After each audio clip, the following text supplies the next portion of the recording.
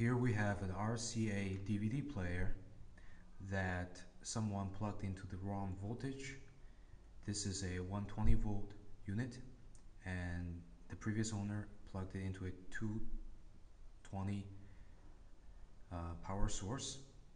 And here we open it up and you can see here is the power supply, and obviously there's a blown fuse, and besides that you can also see a blown capacitor that just popped open from the top.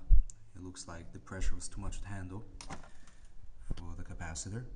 So these two things have to be replaced definitely, and also have to check the diode and the Zener diode, because often when there's an over voltage condition, the diodes could be damaged. So even after I replaced the broken capacitor and the blown fuse, when I plugged the unit in, it would still blow the fuse immediately, which means there's a short circuit somewhere on the power supply. And I removed all the diodes for the full wave rectifying circuit, and I checked some of them, and at least one of them is checked to be short because it was conducting in both directions. Continuity test.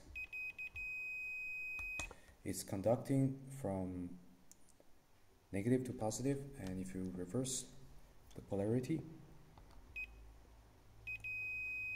it's also conducting.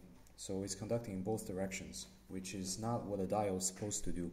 A diode is supposed to conduct only one way and block the current flow in one direction while allowing current flow from the other direction. So this one will have to be replaced, and this is most likely the cause of the short circuit.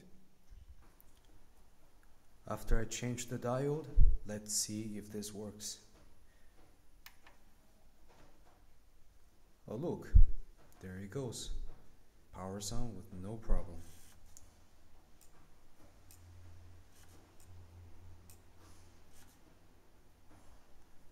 And let's try the eject function.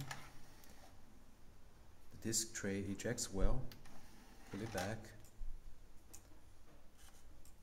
Well, looks like the fault were the capacitor that blew up and one of the diodes that shorted.